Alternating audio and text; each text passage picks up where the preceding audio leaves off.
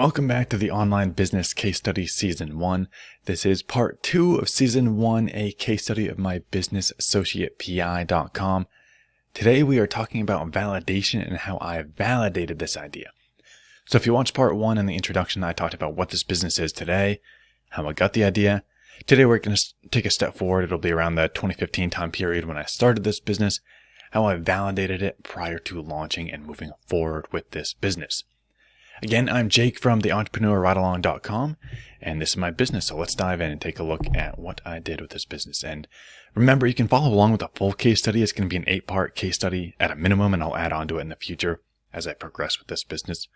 You can get all the episodes and parts of this case study at theentrepreneurridealong.com/OBCS. That stands for Online Business Case Study. Now, Associate PI was actually my third attempt at starting an online business. In 2013, I tried to start a business selling direct mail advertising leads to small businesses in the area that I was living. At the time, I was a senior at the University of New Hampshire. I had access to this platform where I could I could basically export an Excel file with all the addresses in a given area, setting demographics. Like I could set like age demographics, income demographics, gender demographics, and I could say, okay, all men over 60 with an income greater than 100,000. And I could pull a list of residential addresses. It was just something I got through the university, a tool that I had access to. My thought was I could sell that list of addresses to small businesses in my neighborhood. I was talking to like pizza parlors and CPAs and people that might do direct mail marketing, where I could look for, a CPA, you want to work with somebody that has an income of $150,000 minimum per year. You probably want older demographic, maybe over age 40 or over 50 or something like that. Great, and I'll pull that for you. Pay me 10 cents per lead or something like that. That was the first business I tried and totally flopped, did not work. I'll get into that in a second, but that was my first attempt at a business. My second attempt was for a clothing company called Swaywear Clothing. And the clothing company, the intention was to sell made-to-measure men's dress shirts, because I started this one in 2014, early 2015 maybe. Actually, no, it must have been second half of 2014, because I just graduated college. I was working in the insurance industry. I had to wear my suit and my button-up dress shirt to work every day, and shirts never fit me properly because I'm tall and skinny and have long arms. So whenever I buy a dress shirt that has a long enough arm, the neck is always way too big and the waist is always way too big, so I have to get it tailored. And at that time, just graduating college, I knew nothing about tailoring shirts. And I didn't want to go to a tailor. I just wanted to buy something off the rack and put it on and go to work. So my thought was I would make made-to-measure men's dress shirts that I could sell to people that didn't want to use a tailor. And I started that. I actually made a sale or two, but I had no clue what I was doing in that industry. I knew nothing about clothing. I knew nothing about how to tailor a shirt in the first place when I was talking to somebody to outsource the process, and I was talking to different tailors in the area and tailors that are located overseas to say, okay, if somebody orders a shirt, I send it to you and you tailor it to their specifications. I really just couldn't figure it out. It was outside of my area of expertise. It was too complex. The profit margins weren't there because it would have cost a lot to have somebody tailor the shirt and then ship it directly to them. So I shut that business down and didn't go forward with it. So although those first two ideas didn't work, I learned a lot, and I learned from my mistakes.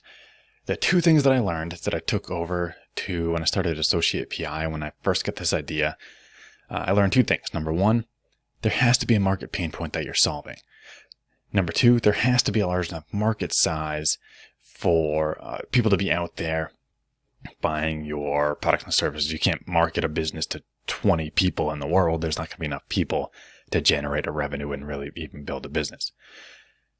A lot of this I learned from my first attempt at a business with that company where I was trying to sell direct mail marketing leads and advertising leads, because I never talked to my target market. I just assumed that people would want to buy this Excel file of addresses that I was trying to sell them for their marketing campaigns. I didn't talk to anybody. I didn't talk to a single small business or person that I would sell this product and service to before launching that business. I launched it and just immediately started marketing it. As soon as I started marketing it, I realized nobody needed what I was offering. I wasn't solving anybody's pain point. They already had the solution covered and fixed. They could get the addresses themselves. They had services that were paying for the full solution of direct mail marketing. They put together the flyers and the whole package for them. So nobody wanted to buy what I was offering because I was not solving anybody's pain point. Now, my clothing company, I learned from that mistake. My clothing company was intended to solve a pain point of made-to-measure dress shirts, people that had long arms and couldn't find their right sleeve length, or skinny necks, couldn't find the right neck size. So that one solved a need and a pain point. So I learned from that and actually found a little niche and a market there, but too complex for me.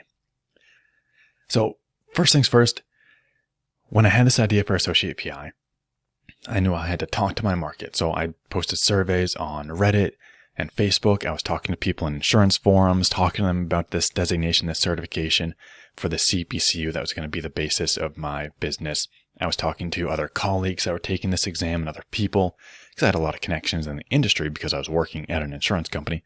So I was just casually starting conversations with people to see what were they struggling with regarding the certification. What could I help with? What could I do to solve their pain point? And that would be the value proposition of my business. The question that you need to answer is, what is the number one biggest challenge faced by your target market? And that's what you can do through surveys and conversations. Just figure out what's the biggest challenge that they have right now. There you go. That's the basis of your business. Solve that challenge, that pain point, and then you can, that's your product. Your product solves that problem. There you go. Now you're making money by solving people's problems. Market size is another big thing that I'll get into. Is the market size large enough? How many competitors are there? And can you differentiate? So that's something I also researched for Associate PI. First, let's look into the pain point and what I learned from my research. I went out and talked to my target market. As I told you, I talked to colleagues. I posted to Reddit, Facebook, and forums, and I learned a lot. And it also tied into what my experience was studying for this exam and using the study material. So I had my hypothesis of, okay, here's what I hated, because I went through this process of taking the exam, studying, and passing the exam. So I had my own personal experience. I needed to support that with other people that would be buying my products and services. What did they think? What was their challenges, not just my challenges? And I didn't want to launch any products or services without doing this research first, because I don't want to assume. I want people to tell me exactly what they need. Tell me what product to make, and I will make that product to solve your problems. So I got over 100 data points through talking to people face to face, my colleagues and people at my company, through posting surveys on Reddit and Facebook and posting questions in various forums in the insurance industry. Now just asking, now, what is your number one biggest challenge relating to studying for the CPCU designation? That's the survey question that I posted. What's your biggest challenge right now studying for the CPCU? Open-ended, let people answer whatever they want. I wasn't giving them set options. I'm not making you click one of these buttons, whichever one describes your challenge. Nope, I left it open field. Write whatever you want in this text box to respond to my survey. And what I found was very helpful. I found out that people hated the current study material because it was dry and boring. People used those exact words, dry and boring, over and over again. People said that. They said that the practice exams were not helping them prepare for the exam. That was my exact experience, that you take the study material sold by this organization that administers the certification. Their practice exam questions weren't good. They wouldn't prepare you for the questions that would be on the exam. One of the biggest pieces of feedback that I received was that people wanted to pass their exams in less time. One of the number one pieces of feedback that I get is that people are working 40, 50 hours a week in the insurance industry. Then they have to study another 2 to 3 hours a day for weeks. Then they have to take the exam. So it takes a long time to study for these exams. They wanted to study in less time and pass their exams as fast as possible, basically, because sure, everybody wants to learn the content and the material, but a lot of times there's a means to an end. A lot of people were taking these certifications, these exams, just to get those letters to add onto their resume. So you can say, I'm a CPCU, and you can put it on your resume on LinkedIn, and it just looks good to have that certification. So a lot of people just wanted to pass the exams. They didn't really care about all the supplemental learning, because the textbooks were 400 pages. you probably only needed 100 pages of that content to actually pass the exam. The rest was all supplemental case studies, none less extra information. You'd spend weeks reading stuff that would never be on the exam. So that was the biggest piece of feedback that I got. Additionally, I realized by looking at the competition, no one was selling online courses or offering mobile study material.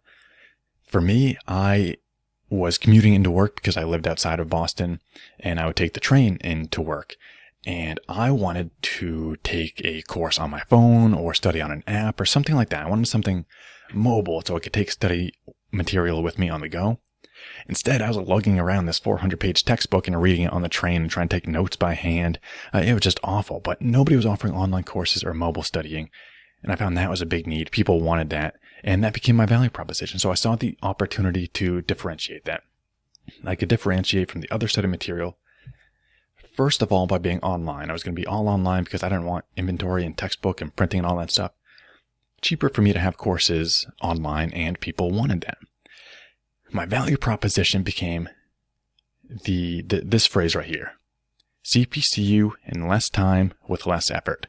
That is still the tagline on my website today, because that is the number one biggest pain point that people had, is that it takes too long to study. I don't have time to study. So that became the tagline, my value proposition, and what I would focus on with my courses. I was going to help you study and pass your exams by studying with less effort, so less involvement in the studying, and help you pass in less time. And that I actually ended up validating that in the future, that the industry recommended time, they say you need to study like 6 to 8 weeks for each exam. My students on average pass in just 2 weeks because I streamlined the entire course. Like I said, I cut out all that fluff.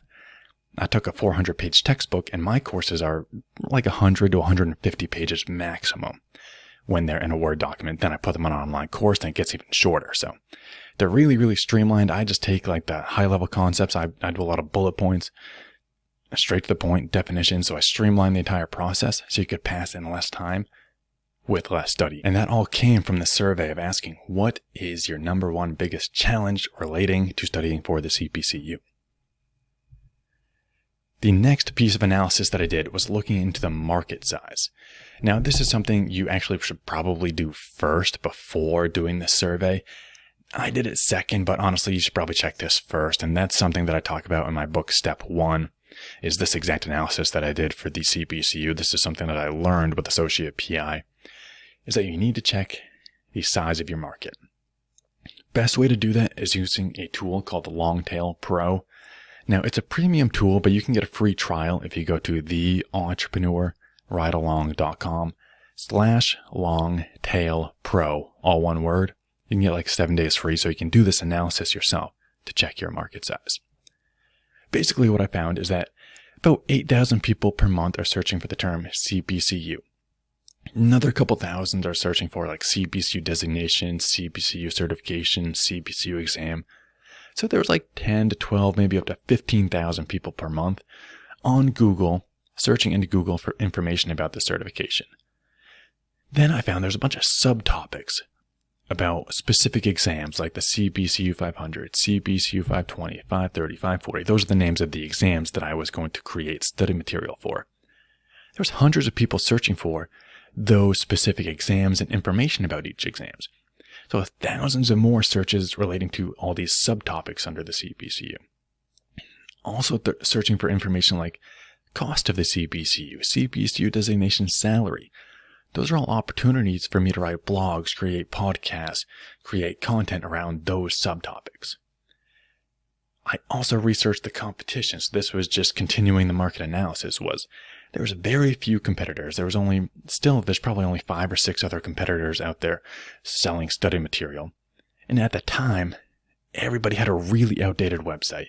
This was 2015, and it looked like the websites were built in the 90s, like on the first iteration of the internet. And they were just really outdated, really clunky. I had learned a lot about online businesses from going through courses and listening to podcasts. And I knew about website optimization and how to have an email list and having online courses and the whole online business experience. These competitors weren't even doing basic SEO. They weren't even writing blogs. They weren't optimizing their website. They were just hoping that somebody would find their website and they'd have to click through a bunch of links and a bunch of different pages to find the exact exam that they want to take to buy that course. And it was working for them. It worked great because there's no other competitors. But when I came in, it was a big differentiator for me that my website was streamlined. It looked professional. It looked new. People could easily navigate to where the courses are, where the content is. I was giving away free content so that people would know me and trust me. I had blogs and videos and podcasts breaking down from my personal experience taking these exams, giving behind the scenes concepts and content that nobody else was talking about.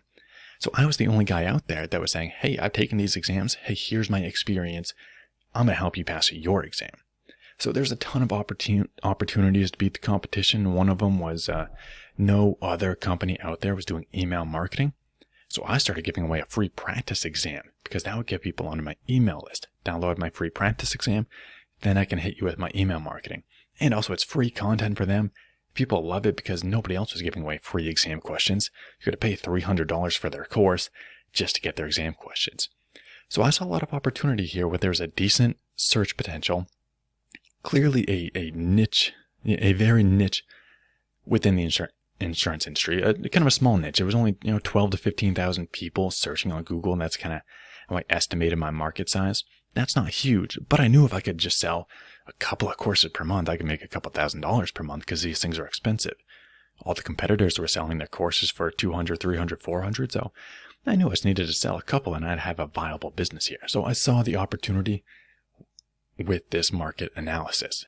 Now, I talk about this in my book, Step 1, and I highly recommend that you follow a similar criteria. So if you're using Longtail Pro for your analysis, really any keyword research or SEO tool would do the same process, same analysis. I recommend Longtail Pro because it's an easy platform. It's what I've used for years, so I just stick to that because it's easy. But I highly recommend you look for some criteria. If you're thinking about, you got a business idea, maybe you found a certification. After episode 1, after part 1, you found a potential certification in your industry, a potential niche, where you could create study material for it. Well, do this check. Go to Longtail Pro and double check that there's at least 10,000 people per month searching for your root certification. So say your designation is like the CPA designation, which is, of course, a very popular one, CPA. There's going to be tens of thousands, probably hundreds of thousands of people searching CPA and CPA exam and CPA study material. So that's good. You want to see there's at least 10,000 people per month searching for that specific certification. Now, you could break this rule a little bit, and if you find a certification where there's, again, no competition, but people are studying for it, there's only, 5,000 people per month searching for your certification, you just know that you have a lower ceiling, basically. That's not going to be a $500,000 annual business if there's only 5,000 people per month studying for that exam or searching for that exam. But you know what? You could probably sell 4 courses for $500 each. There's $2,000 per month. That's not bad. I'll take that any day. You just got to know that the expectation here is that it is going to be a lower cap on the revenue you can generate if there's less people in your market. But hey, the more niche, the better. I like the niche markets. I found that the 10,000 was my sweet spot for this certification, that I can make $5,000 to $6,000 in this niche with only 12,000 people per month searching for these related keywords. So that's number 1. Look for a search volume of 10,000 or above in your root niche. So that's the main topic of your certification. In my case, the root niche is CPCU. Number 2, find that there's 5 subtopics with a minimum search volume of 500 per month. So when I say subtopic, I mean like something that could be a cornerstone of your business. So in my case, I'm selling study material for the CPCU. Well, there's 8 exams that are my subtopics. There's the CPCU 500, the CPCU 520, the 530, 540, and so on and so on. I found that all those, not all of them have a search volume above 500, but there's enough of them that I can see, okay, I have dedicated subtopics here where I can have 8 separate subtopics on my website, each for a different exam, where I give all the information about the exam and I sell a course for each exam. Basically, the subtopics become your products in the future. Those subtopics are like what defines what you are known for, what your business covers, and then you can sell a course for that subtopic. In my case, I'm selling a course for each exam. That's number 2. Number 3 is make sure there are at least 10 keywords with a KC score of 35 or less and search volume of at least 100 per month.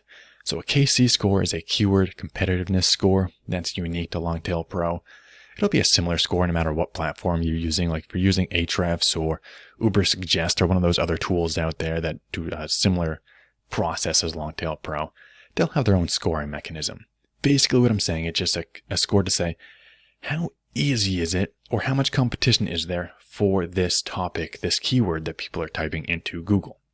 Because I want to see that there's not a lot of competition. In my case, one of the examples that I found was that there's a lot of people searching for CBCU designation salary. And they wanted to know, if I get my CBCU, will it increase my salary? Like, what's the average salary of somebody with their CBCU designation compared to somebody without it? And that became one of my blog posts because there's a couple hundred people searching for it at a low KC score. So I knew I could blog about it because nobody else was writing about it. And I would rank number 1 or number 2 on Google. And that's what happened. I wrote about it. I started ranking number 1 on Google. So when people typed in CBCU designation salary, I would be number 1. They would click on my blog, and that's how they would get introduced to me. They would read my content, read all my information, and then they see, oh, a free practice exam? Yeah, I'm going to download that practice exam because I'm studying. I'm just going to get started studying for my CBCU. Then they get on my email list, and I can market to them. So look for a minimum of 10 keywords with a KC score of 35 or less. That basically just means there's a lot of topics that you can create content for that other people aren't writing about or talking about, so you can get traffic to your website right away. Finally, the last piece of criteria is make sure there are existing products and services being sold in your niche. Now, you might think that's bad to see that there's competition in your niche, but it's actually a good thing. You want to see that other people are out there successfully building an online business in this niche, because it's a lot easier to come into an existing market and differentiate and be better than the competition. It's a lot easier to do that compared to creating a new market that nobody knows about, rather than coming in and saying, hey, you don't know that you need this yet. You don't know that you're in this market, but you need to be. It's a lot easier to just come in and say, oh, people are already spending tens of thousands of dollars on the CBCU every year. Okay, I'm going to come in and take a little chunk out of that market, carve out my own little niche. Here's my differentiator. Here's how I'm different than the competition. This is why you guys should come to me, because I have online courses and you'll pass your exams in less time with less studying. There's my differentiator. So that's the criteria. And that comes from my book, Step 1. So you want to look for search volume of a minimum of 10,000 searches per month in your root niche, 5 subtopics with search criteria above 500, 10 keywords with a KC score or competitive score of 35 or less, and search volumes of 100 or more, and make sure there's already business being conducted in this niche. There's already products and services being sold, and you have some competitors that you can differentiate from. And again, that comes from my book, Step 1, where I lay out this entire process of how to find and come up with over 150 business ideas and validate one idea, and you come away from the book with the one validated business idea and a plan to launch your first business. So check that out at step1book.com. That's where you can pick that up and really get started finding your niche and starting your online business. That's where I recommend entrepreneurs start when they're just when they're saying, I want to start a business, but I don't know what to do. That's where you start. Start with that book. I'll help you find an idea, validate it, go through this whole process with examples, and you'll pick one to run with by the end of the book. And again, if you're really liking this niche and you're seeing this exam prep, the study material niche, and you're like, oh, I can do this, I want to do this. Well, I put together a little masterclass with step-by-step instructions on how to exactly do this, and I'll give you some examples and some certifications with the potential. So you can download that at theentrepreneurridealong.com/exam, EXAM. So it's the exam prep niche, that's why it's /exam. And you can download that masterclass, and I'll give you step-by-step instructions on how to find your idea within the exam prep niche, get it out there, get it launched, and what you can do to validate that idea and get it going. So a little masterclass there for anybody listening to the online business case study. And that does it for today. Next in the online business case study is part 3, the start of this business. I'll walk you through what I did to actually start this business way back in 2015. I'll take you back there. So check out the rest of the case study at theentrepreneurridealong.com/OBCS. That stands for Online Business Case Study. That's where you can check out every part in the case study so you don't get lost. You don't have to search through the podcast directory or search through YouTube to find the next video in the series. Just go to theentrepreneurridealong.com/OBCS and I will see you all on the next episode of the Online Business Case Study.